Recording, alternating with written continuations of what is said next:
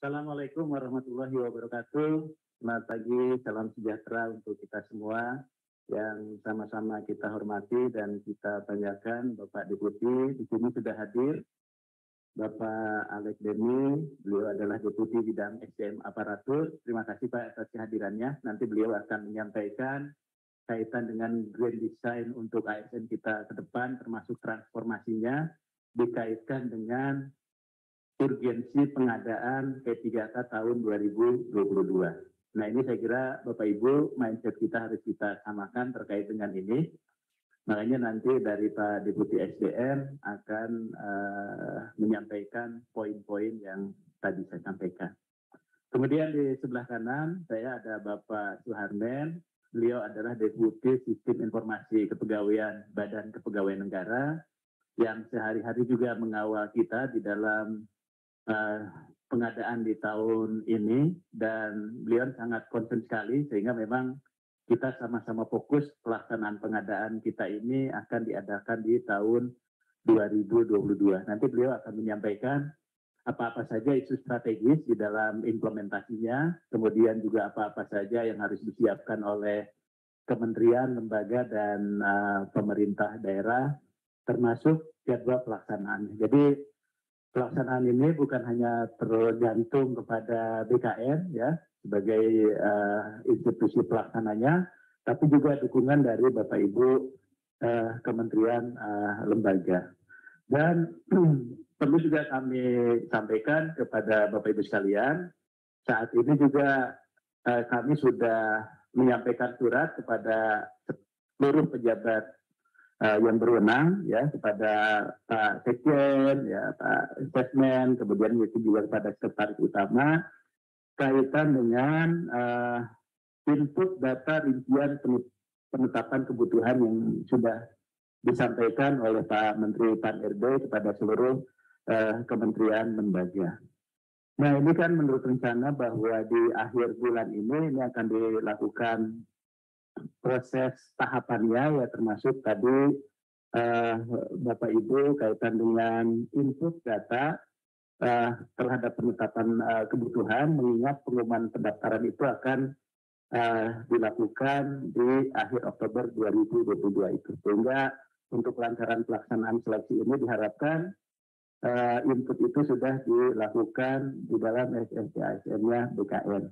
Nah ini barangkali penting karena dari sampai saat ini menurut Pak Deputi tadi Pak Armen bahwa baru 18 ya Pak ya, 18 instansi yang melakukan input untuk proses pengadaan tahapan ini. Nah ini saya kira cukup penting Bapak Ibu sekalian. Dari aspek kebijakan untuk guru dan tenaga kesehatan kita juga sudah mengeluarkan instrumen-instrumen untuk tahapan seleksinya, termasuk juga untuk afirmasinya. Nah, itu. Kepala pusat BKN gitu ya, yang juga hadir dan mengawal proses ini. Kemudian juga Pak Deputi di sini juga sudah hadir teman-teman yang sama-sama kita hormati dari Panitia Seleksi Nasional Pengadaan PPDK tahun 2022. Dan Bapak Ibu sekalian, perlu juga kami sampaikan di sini di dalam keputusan Menteri Pan-RB kita juga sudah mengakomodir teman-teman baru Bareskrim Pak Deputi. Bareskrim sudah masuk, sehingga kemarin itu betul Pak Harman waktu kantor menyampaikan bahwa dia sudah ini kalau ada apa-apa kita tidak perlu bersurat, jadi dari itu sudah bisa menindaklanjuti apabila terjadi temuan-temuan gitu ya yang memang melanggar aturan yang ada Pak. Dan mereka pun sudah minta surat dari kita supaya bisa menindaklanjuti dan mengawal dari awal Pak proses pengadaan itu. Cuma mereka minta surat Pak dari kita, nanti Mas Surya memang bisa siapkan suratnya dan sudah kita sampaikan juga ke kami. Kemudian yang kedua adalah Bapak Ibu para pejabat yang berwenang, ya para sekjen, para sesmen, dan para sestama, dan juga para pengelola kepegawaian, termasuk yang sudah gabung. Terima kasih juga para Kakandre BKN Pak yang sudah hadir bersama kita. Nah mudah-mudahan nanti dari Pak Kakandre ada pemaparan dari Pak Alex dan Pak Harmen juga bisa menyampaikan ya dan menindaklanjuti sesuai dengan tugas kewilayahan masing-masing. Terima kasih tentunya atas kehadiran Bapak Ibu teman-teman semua ya di forum yang berbahagia ini, karena ini cukup penting dan memang forum ini Pak Deputi sangat ditunggu-tunggu oleh teman-teman ya untuk kepastiannya, dan mudah-mudahan bisa menjawab ya kegalauan dan pertanyaan dari teman-teman semua kapan pelaksanaan seleksi akan dilakukan, sehingga setelah sosialisasi ini teman-teman kementerian, lembaga dan Pemda sudah bisa melakukan langkah-langkah persiapan untuk pelaksanaan seleksi tahun 2022. Tapi yang paling penting tadi untuk data itu menjadi penting karena itu adalah bagian yang cukup signifikan untuk keberlangsungan pengadaan tahun 2022. Nah, oleh sebab itu nanti dari Pak Deputi SDM Aparatur, Pak Alex Beni akan menyampaikan tadi seperti saya sampaikan, dan nanti selanjutnya Pak Haryan akan menyampaikan dari aspek kebijakan implementasinya ya dari peraturan Menpan yang sudah diturunkan dari Permen 429 dan ke beberapa keputusan Menteri Pan-RB. Barangkali itu sebagai pengantar. Selanjutnya kami persilahkan kepada Bapak Alex Beni, Deputi Bidang SDM Aparatur, untuk menyampaikan pencerahan dan beberapa informasi terkait dengan kebijakan pengadaan tahun 2022. Kepada Pak Deputi kami persilahkan.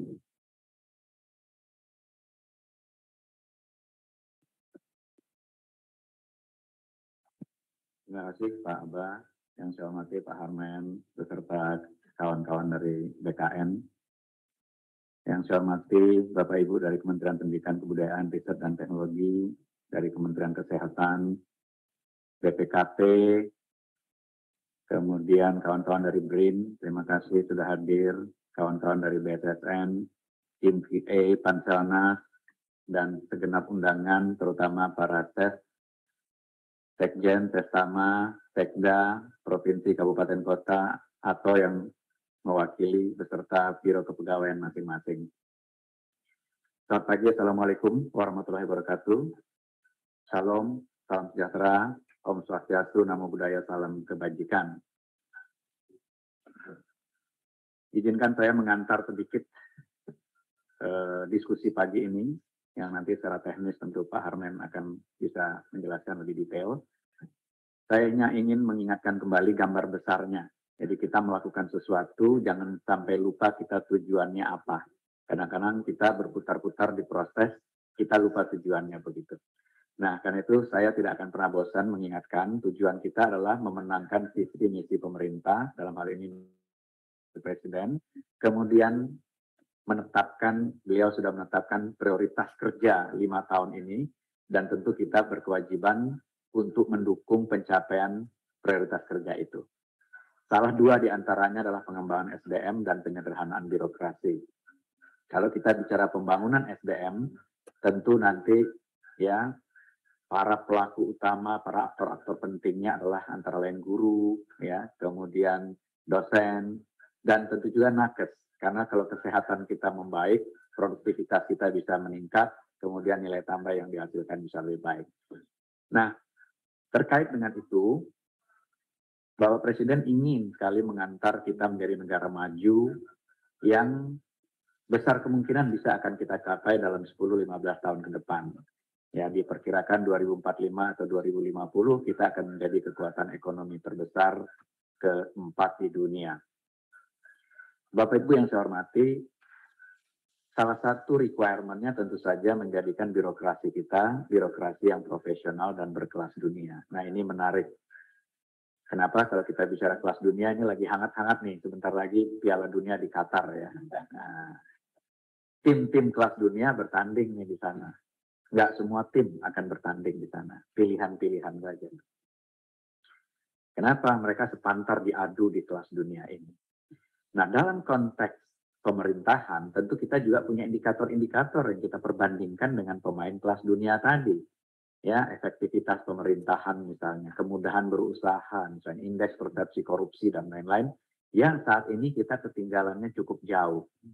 Karena itu, PR kita untuk meningkatkan kinerja ASN kita sebagai pelaku birokrasi utama, sehingga kita betul-betul bisa memiliki indikator kinerja yang kira-kira sejajar dengan pemain-pemain atau negara-negara yang berkelas dunia tadi. Inilah tujuan kita. Jadi jangan sampai kita melupakan tujuannya pada saat kita melakukan aktivitas-aktivitas penting sebagai milestone untuk mencapai tujuan itu. PR kita masih sangat banyak. Kita masih mendengar ada istilah jual beli jabatan, ya, baik di pemerintahan bahkan di universitas, ya. Kita masih melihat tahun lalu kita kecolongan, ya, ada kecurangan-kecurangan dalam proses seleksi ASN kita di 2021. Itulah sebabnya mengapa kami dengan BKN itu belajar terus nih, bagaimana memperbaiki proses, bagaimana memitigasi resiko, bagaimana memastikan kualitas dari rekrutmen kita dari waktu ke waktu berjalan makin lama makin baik. Bapak Ibu yang saya hormati, contoh sederhana saja ya.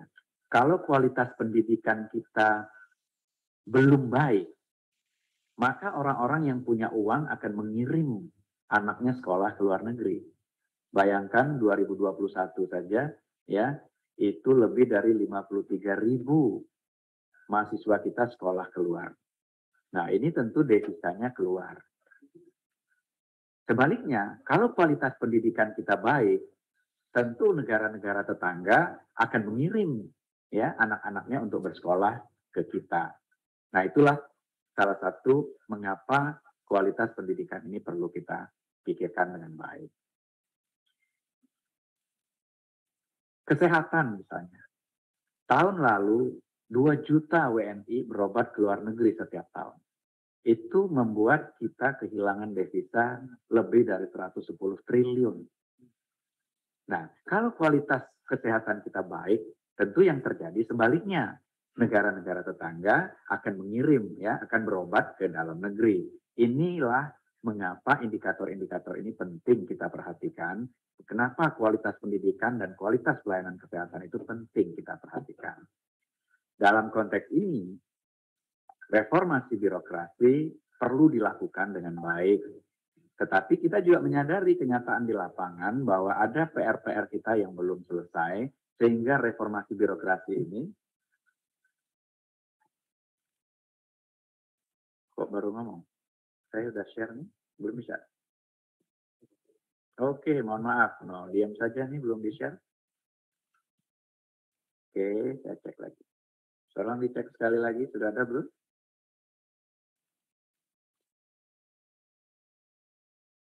Oke, baik. Sekali lagi, tadi kita sudah bicara bagaimana prioritas pemerintah. Mohon maaf ternyata nggak tayang di Zoom, saya pikir sudah tayang. Ya, kemudian kita diharapkan membangun birokrasi yang makin profesional dan berkelas dunia. Ini saya ulang sedikit ya. Nah, bicara kelas dunia, tadi saya cerita sebentar lagi ada Piala Dunia di Qatar. Ya, tim-tim kelas dunia bertarung di situ. Indikatornya tentu ya, bagaimana sportivitas, bagaimana endurance, bagaimana skills, bagaimana ya produktivitas mereka bertarung di situ. Negara juga sama. Dalam konteks negara, kita tentu ingin membandingkan indikator-indikator penting kita dengan pemain-pemain atau negara-negara maju yang berkelas dunia tadi. Dan ini kalau kita lihat indikator kita, ketinggalannya cukup jauh dibandingkan negara-negara maju.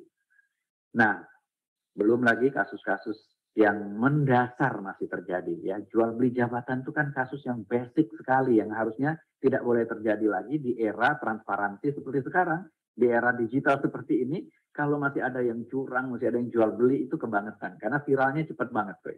Ya. Nah, Bapak Ibu yang saya hormati, tadi saya cerita bagaimana kalau kualitas pendidikan kita dianggap belum baik, maka anak-anak Indonesia yang punya kemampuan itu tentu dikirim oleh orang tuanya sekolah ke luar negeri. 53.000 lebih ya tahun lalu mahasiswa kita sekolah keluar. LPDP juga mengeluarkan biaya yang tidak sedikit menyekolahkan anak-anak kita keluar. Tetapi sebaliknya, kalau kualitas pendidikan kita baik, tentu orang yang akan mengirim mahasiswanya ke Indonesia.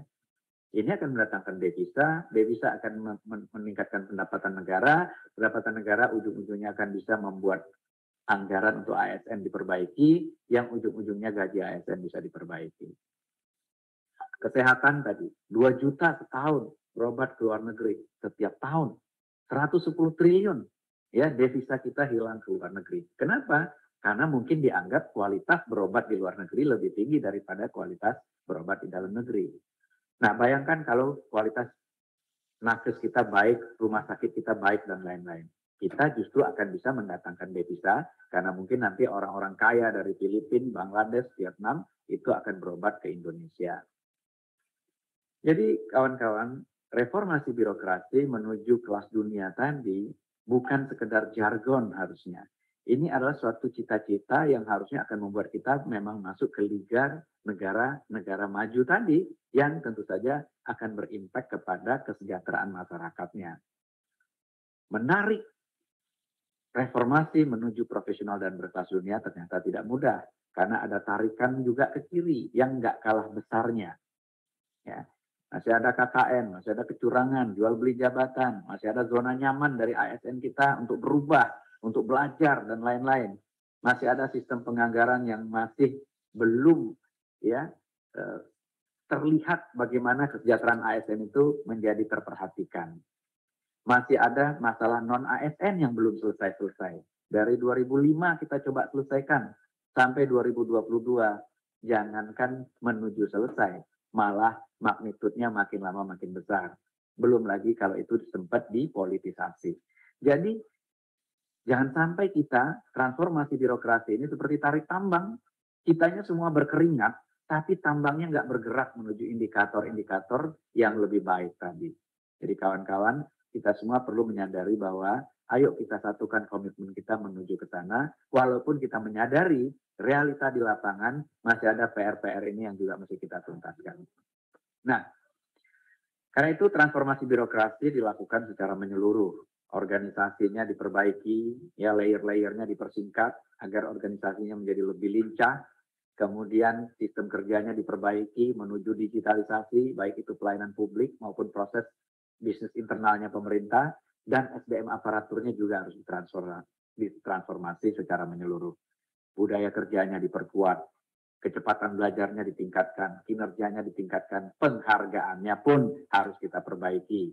Kemudian talent dan karirnya kita buka, ya, jalur-jalurnya, percepatan transformasi digitalnya kita lakukan, dan jabatan-jabatannya kita rancang ulang. Ya, kemudian perencanaan dan pengadaannya kita perbaiki agar lebih baik terus dari waktu ke waktu. Nah, ini transformasi menyeluruh, sekali lagi, perlu dilakukan kalau kita memang ingin menjadikan bangsa kita ini menjadi negara maju dan masyarakatnya sejahtera. Dan kalau negaranya maju, insya Allah otomatis ASN-nya juga sejahtera. Postur ASN kita saat ini 4,2 juta. Ya, di tahun 2022 ini 4,2 juta. Dan di awal tahun lalu 42% itu jabatannya adalah jabatan pelaksana. Nah, jabatan pelaksana by definition adalah jabatan-jabatan yang melaksanakan pekerjaan-pekerjaan yang mudah dipelajari, berulang, ya, repetitif, ya. Dan ini tentu rentan sekali terkena disrupsi. Kalau kita secara masif menerapkan SPBE dan digitalisasi, tentu pekerjaan-pekerjaan semacam ini akan mudah sekali digantikan oleh teknologi. Nah, beruntung kalau data terakhir yang saya peroleh bulan Agustus sudah turun ke 39% ya dari 42% ini, karena kita stop dulu merekrut pelaksana. Ya, karena kalau kita rekrut terus nanti piramidanya makin besar di bawah. Pada waktu kita going digital, maka ini nanti akan tentu saja terpengaruh. Jabatannya akan hilang dan perlu ada mobilisasi ke jabatan-jabatan lain. Di negara-negara maju, piramidanya sudah terbalik. Jadi pegawai pelaksana itu makin sedikit jumlahnya. Kenapa? Sudah digantikan oleh mesin, oleh robot, oleh teknologi, dan lain-lain. Sementara di kita, piramidanya masih seperti itu. Nah, Bapak Ibu yang saya hormati, karena itu rekrutmen 2022, ya, kami waktu itu dari Kementerian PAN dan RB mengeluarkan edaran bahwa pengadaannya untuk sementara fokus PPPK dulu deh. Karena PNS kita ini mesti kita kaji terus, ya, berapa sih butuhnya kita nih dalam jangka panjang. Jangan sampai kita ternyata kebutuhannya sudah tidak sebanyak itu pada saat instansi pemerintah berlomba-lomba melakukan digitalisasi. Jadi semua instansi pemerintah saat ini berlomba-lomba menerapkan SPBE dan digitalisasi. Nah, tentu kebutuhan untuk PNS mesti kita hitung ulang. Itulah sebabnya mengapa 2022 pengadaan ASN ini kita fokus dulu PPPK. Insya Allah 2023 setelah kita coba kaji ulang nanti, ketemu kebutuhannya, Kemudian PNS tentu kita akan rekrut kembali sesuai dengan prioritasnya. Jadi ada 4 hal yang kami sampaikan di surat edaran Menteri Pan-RB nomor B1161 di tahun 2021 yang lalu. Pertama, pandemi COVID ini dengan penyederhanaan birokrasi yang kita lakukan tentu merubah pola kerja kita dalam birokrasi. Karena itu, fokus dari rekrutmen kita 2022 ini adalah pada pelayanan dasar dulu yang memang dibutuhkan oleh masyarakat. Dalam konteks ini adalah guru dan tenaga kesehatan. Dan yang ketiga, kita masih punya PR menyelesaikan kawan-kawan honorer STHK 2. Karena itu fokus rekrutmennya, ya, guru dan tenaga kesehatan haruslah memberikan prioritas kepada THK 2 ini. Karena kalau tidak nanti nggak selesai-selesai, sementara kita rekrut terus yang baru begitu. Nah, tentu sistem rekrutmennya kita perbaiki. Dan kemudian gaji dan tunjangannya diusulkan oleh instansi dan daerah, dan kita usahakan bahwa untuk pelayanan dasar ini dipenuhi anggarannya. Nah, inilah prioritas kita di tahun 2022. Pada tahun sebelumnya, 2021, kita sebetulnya sudah memberikan afirmasi-afirmasi kepada THK 2, guru non-ASN dan lain-lainnya, yang punya sertifikasi, yang di atas 35 tahun, THK 2, sudah diberikan afirmasi. Tetapi rupanya proses yang kita lakukan seperti itu belum menyelesaikan masalah. Ya, misalnya THK 2-nya lulus dengan afirmasi, ya, lulus ambang batas, tetapi rankingnya kalah oleh pelamar baru, pelamar umum. Sehingga akhirnya formasinya diisi oleh pelamar umum. Pelamar umumnya masuk ke sekolahnya, THK-nya tetap jadi honorer di sekolahnya. Nah, belajar dari situ, kita tentu ingin memperbaiki terus tahun ini dan tahun-tahun ke depan. Jadi, tahun lalu, walaupun Kemendikbud menyatakan kita butuh guru, jumlahnya itu 1 juta lebih begitu, ternyata formasi yang disampaikan itu hanya 500-an, dan kemudian yang lulus itu sekitar 293.000 dan seterusnya. Nah, dalam konteks inilah perbaikan-perbaikan kita lakukan di tahun 2022. Jadi kebutuhan nasionalnya kita hitung, ya, dan kemudian formasinya diusulkan, kemudian kita tetapkan. Apa yang membedakan tahun lalu dengan tahun sekarang dalam konteks menghitung formasi dan mengusulkan formasi serta menetapkan formasinya? Jadi tahun ini sudah ditetapkan 522.244 formasi untuk tahun 2022 ini. Nah, terkait dengan guru, sudah kita keluarkan Permen PAN nomor 20 tahun 2022, di mana pengadaan PPK JF guru ini ada konteks prioritas dan pelamar umum. Jadi konteks pelamar prioritas adalah orang yang tahun lalu ikut tes dan sudah lulus ambang batas. Itu kita prioritaskan dulu untuk mendapatkan formasi. Kemudian THK 2 kita prioritaskan dulu untuk mendapatkan formasi di sekolah asalnya, dan seterusnya tenaga non-ASN yang terdaftar di Dapodik. Nah, barulah kemudian setelah formasi itu dikunci, ya, sesuai dengan yang sudah lulus dan THK 2 dan lain-lain tadi, barulah pelamar umum kemudian kita buka. Itu sudah kita tetapkan, dan insya Allah itu mudah-mudahan bisa mengurai persoalan yang kemarin ini tidak selesai dengan proses yang kita lakukan di tahun 2021. Kemenkes juga begitu, ya. Jadi kebutuhannya ditetapkan secara nasional, kemudian Pemda mengusulkan berdasarkan oleh Kemenkes, dan kemudian diberikan afirmasi-afirmasi terhadap kawan-kawan yang disabilitas di daerah 3T yang sudah mengabdi, ya, dengan usia 35 tahun ke atas dengan masa kerja paling singkat 3 tahun dan seterusnya. Jadi afirmasi-afirmasi ini diharapkan juga menyelesaikan persoalan-persoalan non-ASN.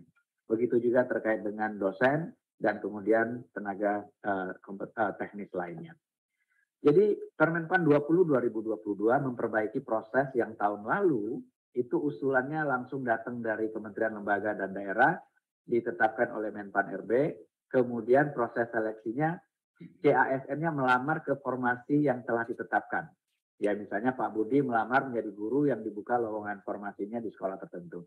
Nah, ternyata dengan proses seperti itu, dibuka formasinya, kebutuhannya oleh Kemendikbud 1,2 juta, ternyata formasi yang diusulkan itu adalah 500.000 dan yang lulus hanya 293.000. Dan yang membuat kita juga perlu memperhatikan ini lebih detail adalah ternyata lowongan guru di daerah 3T itu lebih dari 117.000 tidak ada pelamarnya. Jadi kita butuh guru tapi nggak ada yang ngelamar begitu. Nah, ini kan tentu perlu kita perbaiki. Padahal passing grade-nya sudah kita turunkan terus, yang bisa berakibat kualitas guru kita turun terus dari waktu ke waktu. Nah, 2022 kita berharap formasi oleh Pemda itu berdasarkan data rekomendasi dari Kemendikbud. Karena Kemendikbud lah yang punya informasi kebutuhan secara nasional. Nah, berdasarkan itu kita harapkan Pemda mengusulkan kebutuhannya. Namun ternyata kita masih punya challenge, ya. Kita merasa, ya, Kemdikbud merasa dengan Kementerian Keuangan anggarannya sudah disediakan, tapi Pemda merasa anggarannya belum disediakan secara penuh. Nah, ini juga ternyata masih jadi PR buat kita, perbaikan lagi ke depannya.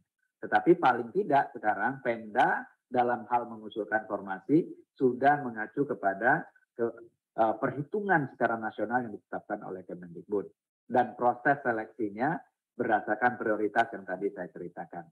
Dan dalam konteks ini diharapkan proses seleksi antara pelamar umum atau new recruit dengan guru honorer khususnya THK 2 tentu tidak kita samakan gitu ya. Jadi prioritas-prioritas ini kita tetapkan terlebih dahulu, baru kemudian pelamar umumnya kita seleksi. Dan alokasi formasi itu bisa dilakukan oleh Pemda kepada daerah-daerah yang membutuhkan, yang barangkali ya pelamarnya tadi tidak ada di tahun lalu itu. Jadi sekarang pelamar umum bisa dialokasikan oleh Pemda ke sekolah-sekolah di daerah 3T yang tadinya tidak ada pelamarnya. Jadi mudah-mudahan distribusi guru kita juga menjadi lebih baik tahun ini dibandingkan proses rekrutmen yang kita lakukan tahun lalu. Nah, syaratnya apa? Syaratnya tentu datanya harus rapi. Nah, dalam hal ini Pemda bertanggung jawab untuk akuntabilitas data yang kemudian diverifikasi oleh Kemendikbudristek. Nah, ini nanti mungkin Pak Harmen akan cerita apa tantangannya di lapangan dan bagaimana kita akan menyelesaikan tantangan-tantangan itu. Dan sekali lagi, pelamar umum kita buka tetap, tetapi setelah terlebih dahulu kawan-kawan yang tahun lalu lulus ambang batas, yang THK 2, yang non-ASN terdaftar di Dapodik, itu kita berikan prioritas terlebih dahulu untuk masuk ke dalam formasi yang ada di sekolah asal mereka. Baru kemudian kita buka untuk pelamar umum yang memungkinkan juga pelamar umum ini ditempatkan oleh Pemda sesuai dengan kebutuhan daerah, ya, apakah itu daerah 3T atau bukan. Kemudian terkait dengan jabatan fungsional tenaga kesehatan, kita sudah mengeluarkan juga Kepmen nomor 968 tahun 2022, di mana peserta juga prioritasnya adalah THK 2 dan tenaga non-ASN yang terdaftar di Sistem Informasi Sumber Daya Manusia Kesehatan. Jadi prioritas kita berikan kesempatan terlebih dahulu kepada THK 2 dan kepada non-ASN yang terdaftar, dan kemudian kita berikan afirmasi-afirmasi. Dan persyaratan-persyaratannya juga sudah dinyatakan sedemikian itu yang ya kita bisa lihat di layar. Jadi bagi jabatan yang mempersyaratkan STR itu terampil dan pertama dipersyaratkan minimum 2 tahun di situ ya, mudanya 3 tahun, madianya 5 tahun. Nah, bagi yang tidak mempersyaratkan STR itu 3 tahun dan 5 tahun. Kemudian diberikan afirmasi ya, sekali lagi diberikan afirmasi kepada 3T itu 35% afirmasinya, kepada usia di atas 35 tahun 25% ya, disabilitas 10% dan seterusnya. Mudah-mudahan dengan begini yang THK 2, yang non-ASN yang sudah mengabdi tadi lebih dari 2 tahun atau 3 betul-betul mendapat prioritas terlebih dahulu mendapatkan formasi sebelum pelamar umum masuk. Kemudian terhadap JF teknis kita juga sudah siapkan kemungkinan untuk memasukkan formasi untuk jenjang pemula, terampil, ahli pertama, ahli muda, ahli madya dengan requirement yang ditetapkan melalui Kepmen yang sudah kita keluarkan. Saya kira itu sebagai pengantar Pak Abah. Terima kasih sekali lagi kawan-kawan. Kita melakukan rekrutmen betul, seolah-olah ini business as usual betul, setiap tahun kita lakukan betul, tapi jangan sampai lupa tujuan kita adalah ingin mencapai ya cita-cita Indonesia menjadi negara maju dengan birokrasi yang profesional dan berkelas dunia. Ada realitas di lapangan, betul, harus kita balance dengan ya bagaimana realitas di lapangan itu kita coba selesaikan. Tentu tidak mungkin memuaskan semua pihak, tetapi paling tidak kita tidak lupa tujuan utamanya, kita mau ikut Piala Dunia. Bayangkan kita mau ikut Piala Dunia, kalau ketua PSSI-nya atau pengurus PSSI-nya nitipin pemain ke pelatih, ya, gubernurnya nitipin pemain, wali kotanya nitipin pemain, bupatinya nitipin pemain. Ya bagaimana mungkin pelatih sekaliber Pep Guardiola atau Jurgen Klopp pun tidak akan mungkin membuat timnas kita masuk ke Piala Dunia kalau pemain titipannya terlalu banyak di lapangan. Ya, ini mudah-mudahan bisa menjadi, ya, ada orang dalam kata Pak Abah, ya. Kalau orang dalamnya terlalu banyak, ya timnasnya nggak bakalan menang. Nah, mudah-mudahan kawan-kawan bisa memahami bahwa betul ada realitas di lapangan, tapi jangan lupa kepentingan 270 juta rakyat Indonesia tentu harus lebih mengemuka dibandingkan kepentingan kita sebagai bagian-bagian dari populasi yang lebih banyak tadi.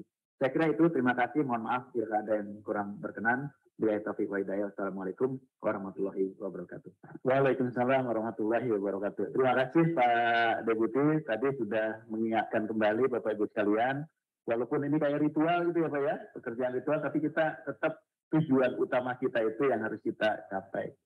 Jadi kadang-kadang kita merekrut, tapi kadang nggak jadi solusi Pak bagi organisasi gitu ya. Misalnya satu kementerian dia merekrut orang, setelah merekrut orang kinerjanya naik apa enggak sih? Permasalahan-permasalahan itu selesai apa enggak sih? Kayak ini Pak Deputi PR kita juga untuk melakukan evaluasi, monitoring evaluasi terhadap pengadaan ASN di kementerian lembaga itu. Sehingga tujuan-tujuan itu sebetulnya kita terjebak di rutinitasnya, tapi lupa dengan tujuan awalnya. Nah, saya kira tadi Pak Deputi sudah mengingatkan kita semua, kemudian juga tadi bagaimana grand design kita gitu ya, termasuk juga untuk penyelesaian guru dan tenaga kesehatan ya. Terima kasih Pak Deputi.